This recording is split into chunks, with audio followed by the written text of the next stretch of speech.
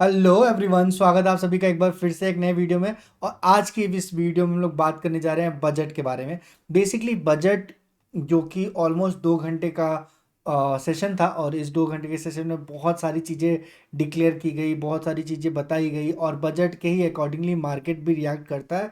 Budget के accordingly market में भी चीज़ें होती है।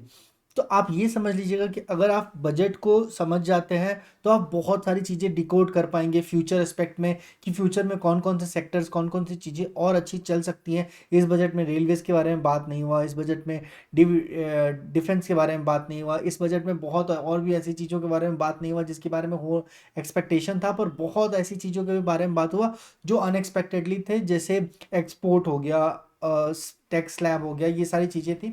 मार्केट का भी उसी तरह का रिएक्शन था, जैसे बजट आया उस हिसाब से मार्केट ने रिएक्ट किया। और हम लोग इस वीडियो में 2 से 3 मिनट के अंदर पूरा का पूरा बजट समझ जाएंगे कि क्या क्या चीज़ें यहाँ पे हाईलाइटेड है। तो आइए आपको ले चलते हैं स्क्रीन पे और आपको समझाते हैं। अगर हम लोग बात करें सबसे पहले, तो बजट यहाँ पे अगर आप देख पा रहे हो, इकोनॉमिक ग्रोथ एंड डेवलपमेंट के लिए सबसे पहला सेक्टर जो बुलिश है इस पर्टिकुलर बजट में, वो है इकोनॉमिक ग्रोथ एंड डेवलपमेंट, जिसमें इंफ्रास्ट्रक्चर बूस्ट को मिला है।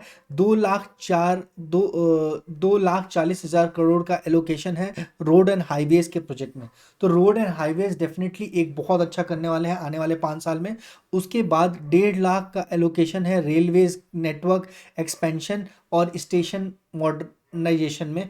75,000 करोड़ का एलोकेशन है अर्बन इंफ्रास्ट्रक्चर डेवलपमेंट में। तो ये जो तीन है ना, रोड, हाईवेज, देन रेलवेज का एक्सपेंशन के लिए 1.5 लाख करोड़ के आसपास का एलोकेशन हुआ है। वो ये बजट बढ़ा नहीं है, ये जितना था उतना ही एलोकेट किया गया है। उसके बाद 75,000 करोड़ के आसपास इंफ्रास्ट्रक्चर डेवलपमेंट के लिए एलोकेट किया गया। देन सेकेंड आ जाता है इंडस्ट्रियल ग्रोथ। इंडस्ट्रियल ग्रोथ में 50,000 करोड़ के आसपास इंसेंटिव दी जाएगी मैन्युफैक्चरिंग सेक्टर्स में, जिसमें मेड इन इंडिया को बहुत ज़्यादा कंट्रीब्यूशन होगा, बहुत ज़्यादा मेक इन इंडिया से एक्सपेक्टेशन होगा। तो जैसे जैसे आप देखेंगे मेक इन इंडिया का चीज़ें एक्सपेंड कर रही होगी, मेक इन इंडिया बहुत ज़्यादा चीज़ें चल रही होंगी, तो वो एक सबसे बड़ा फैक्टर है। देन हम लोग देखते हैं 30,000 करोड़ के आसपास MSME, जो स्मॉल एंड मीडियम इंटरप्राइजेस होते हैं, उनको इंक्रीज करने के लिए, स्मॉल एंड माइक्रो इंक्रीज करने के लिए क्रेडिट एंड सब्सिडीज दी जाएगी 30,000 करोड़ के आसपास। देन टेक्नोलॉजीज एंड इनोवेशंस की बात करें तो 20,000 करोड़ के आसपास इन्वेस्टमेंट होगा digital infrastructure and AI development में। डिजिटल इंफ्रास्ट्रक्चर बहुत ज़्यादा ज़रूरी है, AI डेवलपमेंट भी बहुत ज़्यादा ज़रूरी है गवर्नमेंट के लिए, क्योंकि बहुत सारी चीज़ें AI पे डिपेंड होगी। 10,000 करोड़ के आसपास सपोर्ट होगा startup and tax benefit funding opportunity में, जिसमें बेसिकली जो न्यू लोग हैं, जो नए नए जॉब में जा रहे हैं, उनको कुछ सब्सिडीज़ दी गई हैं, जिसमें अगर लेट्स से अगर आपकी सैलरी 1 लाख से कम है तो आपको 3,000 रुपीज़ पर मंथ अलग से सरकार देगी, और भी बहुत सारी चीज़ें हैं। उसके बाद सबसे ज़्यादा इम्पॉर्टेंट सेक्टर है अगर हम लोग बात करें तो सस्टेनेबल रिन्यूएबल एनर्जी के बारे में। जी हाँ, सस्टेनेबल रिन्यूएबल एनर्जी डेफिनेटली एक बहुत आई कैचिंग थिंग रहा है, क्योंकि आने वाले टाइम में रिन्यूएबल सेक्टर में गवर्नमेंट बहुत कुछ करने जा रही है। गवर्नमेंट ने ऑलरेडी अपना हर घर बिजली योजना डिक्लेयर किया है, जिसमें 1,20,000 करोड़ का एलोकेशन है रिन्यूएबल एनर्जी प्रोजेक्ट में। पर्टिकुलरली सोलर एंड विंड के ऊपर 1,20,000 करोड़ का एलोकेशन है। उसके बाद हम बात करें इंडक्शन पॉलिसीज़ के बारे में, तो ईवी के ऊपर 15,000 करोड़ की फंडिंग दी गई है। ठीक है। उसके बाद 5,000 करोड़ के आसपास research on suitable energy technologies, मतलब नए नए जो भी R&D डिपार्टमेंट होंगे जो रिन्यूएबल टेक्नोलॉजीज के ऊपर काम करेगी, उसके ऊपर दिया गया है। देन फिफ्थ कंपोनेंट आता है हमारा इन्वायरमेंटल कन्वर्जन में। 10,000 करोड़ का बजट है, और ये forest and wild life conversion का है। ठीक है। 8,000 करोड़ के आसपास का प्रोग्राम है कॉर्बेट क्लाइमेट चेंजिंग और भी सस्टेनेबल एग्रीकल्चर पार्टिसिपेंट में।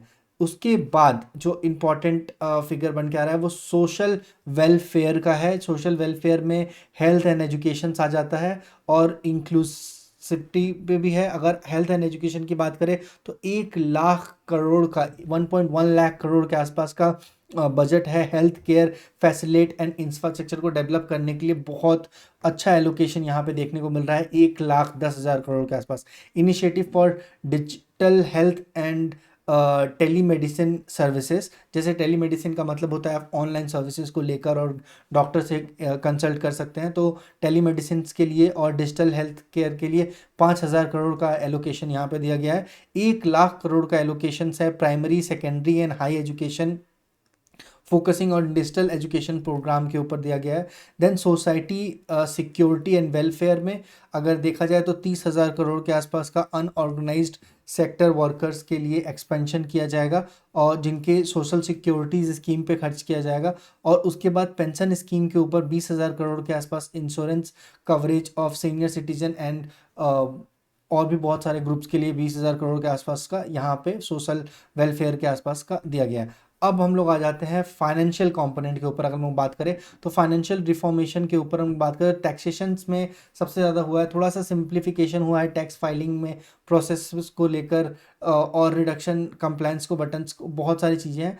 एंड देन टैक्स स्लैब में चेंजेस हुआ है, मिडिल क्लास को यहाँ पे थोड़ा सा बेनिफिट मिलेगा। 17,500 के आसपास का बेनिफिट हर टैक्स पेयर को मिलेगा, जो बेसिकली इतना रिबेट उनको मिल जाएगा एक्स्ट्रा, जो पहले नहीं था। इन्हांस्ड इन टैक्स बेनिफिट के आसपास, सस्टेनेबल टैक्स बैंकिंग के आसपास। फिर बैंकिंग एंड फाइनेंस के ऊपर अगर देखा जाए तो 50,000 करोड़ के आसपास का स्ट्रेथन बैंकिंग सेक्टर को और मजबूत बनाने के लिए 50,000 करोड़ का एलोकेशन किया गया है। Promotion for digital banking and fintech innovations, so 10,000 crore का फिनटेक इनोवेशन और डिजिटल बैंकिंग की तरफ इनोवेशंस है। Initiative increase financial inclusive of banking service in rural areas, so जो गांव देहात और बहुत रूरल एरियाज में अगर हम लोग देखा जाए तो उसके लिए 15,000 करोड़ का एलोकेशन है। और उसके बाद अगर हम लोग बात करें लास्ट कंपोनेंट की यहाँ पे, तो एग्रीकल्चर डिपार्टमेंट में ये फंडिंग देखने को मिली है और बहुत अच्छी फंडिंग है। बेसिकली जो फार्मर्स जो प्रोटेक्ट कर रहे थे उनके लिए ये दिखाया जा रहा है कि क्रॉप्स में मिनिमम सपोर्ट प्राइस जो है एमएसपी का प्राइस थोड़ा सा इंक्रीज किया जाएगा, जिसमें ऑलमोस्ट जो एलोकेशन है वो 75,000 करोड़ के आसपास का है। इनहेंस्ड फंडिंग इरिगेशन फंडिंग का 30,000 करोड़ के आसपास का है। 20,000 करोड़ का टेक्नोलॉजी ड्रिवन सोल्यूशन जो कि क्रॉप मैनेजमेंट और थोड़ा सा एग्रीकल्चर को और भी बहुत ज़्यादा सूटेबल और टेक्नोलॉजिकली इम्प्रूव करने के लिए 20,000 करोड़ का इन्वेस्टमेंट यहाँ पे देखने को मिल रहा है।